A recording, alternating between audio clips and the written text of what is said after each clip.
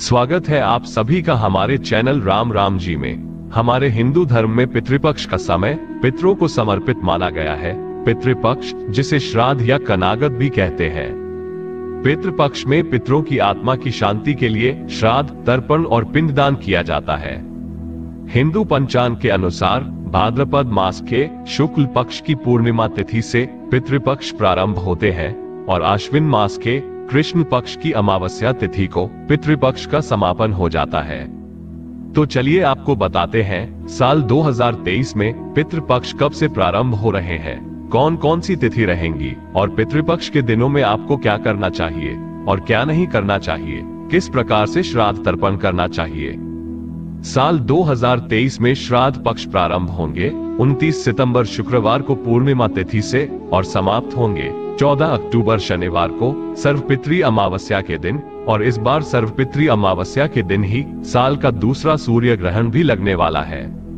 29 सितंबर शुक्रवार को पूर्णिमा श्राद्ध रहेगा, 30 सितंबर शनिवार को द्वितीय श्राद्ध रहेगा, 1 अक्टूबर रविवार को तृतीय श्राद्ध रहेगा, 2 अक्टूबर सोमवार को चतुर्थी श्राद्ध है, 3 अक्टूबर मंगलवार के दिन पंचमी श्राद्ध रहेगा, 4 अक्टूबर बुधवार को षष्ठी तिथि का श्राद्ध रहेगा, 5 अक्टूबर गुरुवार के दिन सप्तमी तिथि का श्राद्ध रहेगा, 6 अक्टूबर शुक्रवार को अष्टमी तिथि का श्राद्ध रहेगा, 7 अक्टूबर शनिवार के दिन नवमी तिथि का श्राद्ध रहेगा, 8 अक्टूबर रविवार को दशमी तिथि का श्राद्ध है, 9 अक्टूबर सोमवार के दिन एकादशी श्राद्ध रहेगा और 11 अक्टूबर बुधवार के दिन द्वादशी श्राद्ध रहेगा। इसके साथ ही 12 अक्टूबर गुरुवार को त्रयोदशी तिथि का श्राद्ध, 13 अक्टूबर शुक्रवार को चतुर्दशी तिथि का श्राद्ध और 14 अक्टूबर शनिवार के दिन सर्वपितृ अमावस्या का श्राद्ध होगा और इसी के साथ ही श्राद्ध पक्ष यानी पितृपक्ष की समाप्ति हो जाएगी। हमेशा पिंडदान या तर्पण, श्राद्ध आदि कर्म पितृपक्ष के दिनों में किसी योग्य ब्राह्मण से ही करवाना चाहिए। श्राद्ध कर्म में पूरी श्रद्धा से ब्राह्मणों को दान तो देना ही चाहिए, साथ ही किसी गरीब जरूरतमंद व्यक्ति की सहायता भी यदि आप करते हैं तो इसका भी पितृपक्ष के दिनों में बहुत पुण्य मिलता है। साथ साथ गाय, कुत्ते, कौवे आदि पशु पक्षियों के लिए भी हर दिन भोजन का एक अंश जरूर डालना चाहिए, या जिस तिथि में भी आपके यहाँ श्राद्ध है उस तिथि में आप जरूर डालें। अगर संभव हो तो गंगा नदी के किनारे पर श्राद्ध कर्म करवाना चाहिए। अगर ऐसा करना संभव ना हो तो आप घर पर भी इसे विधि विधान से कर सकते हैं। जिस दिन श्राद्ध होगा उस दिन ब्राह्मणों को भोजन जरूर करवाना चाहिए। भोजन के बाद अपनी सामर्थ्य अनुसार दान दक्षिणा देनी चाहिए।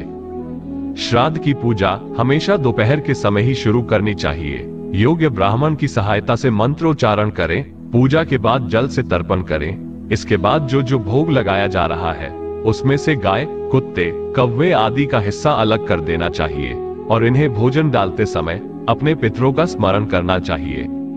मन ही मन उनसे श्राद्ध का भोजन ग्रहण करने का निवेदन करना चाहिए और अपनी गलतियों के लिए आपको हाथ जोड़कर क्षमा याचना भी जरूर करनी चाहिए।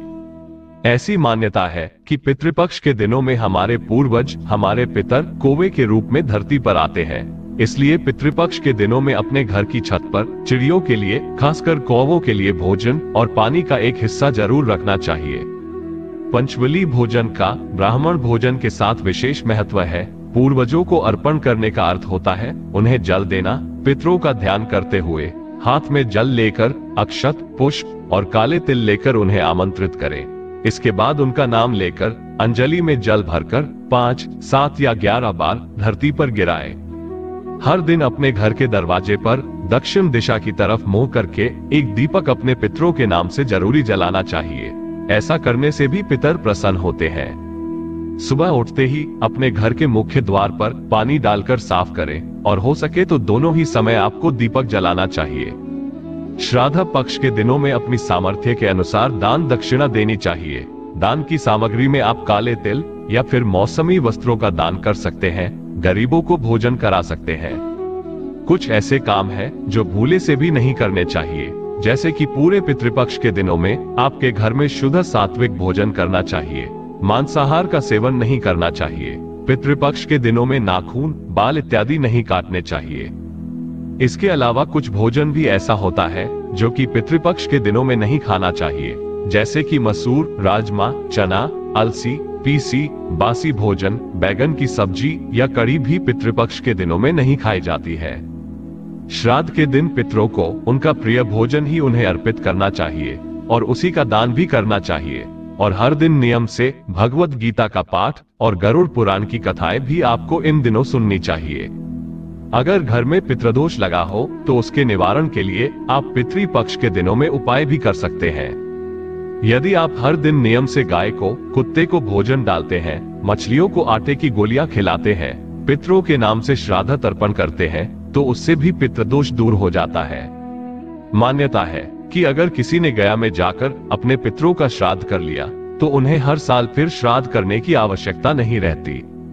वाल्मीकि रामायण में वर्णित घटना के अनुसार वनवास के दौरान भगवान श्री राम, लक्ष्मण जी और माता सीता पितृपक्ष में श्राद्ध करने के लिए बिहार के गया पहुंचे।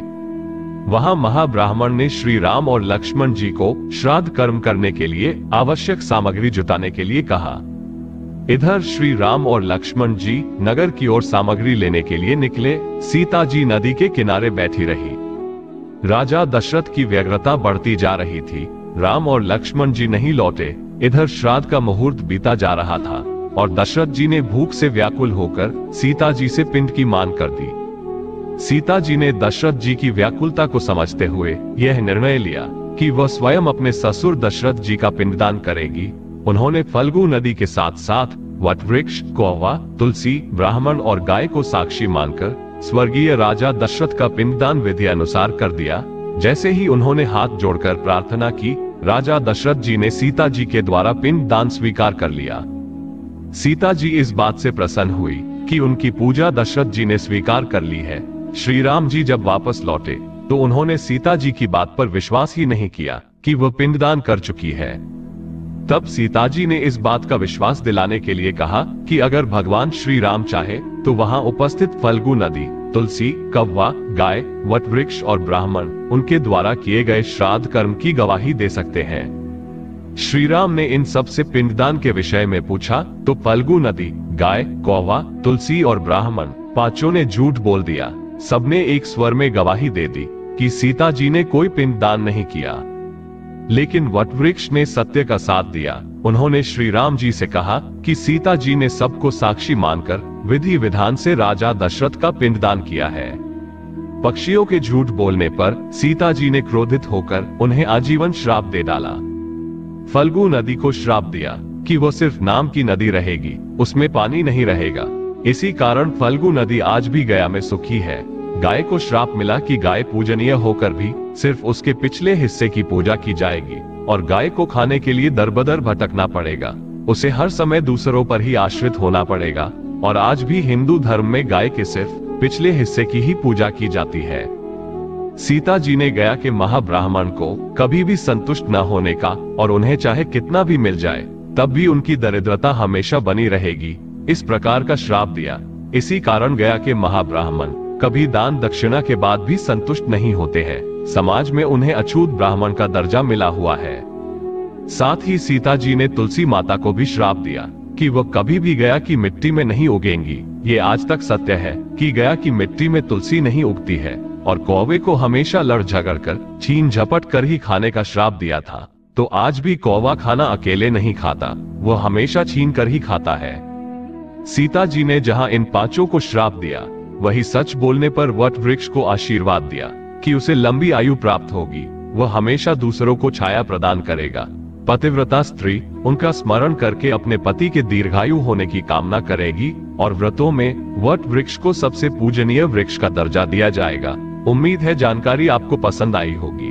वीडियो अच्छी लगी हो तो एक लाइक जरूर कीजिएगा।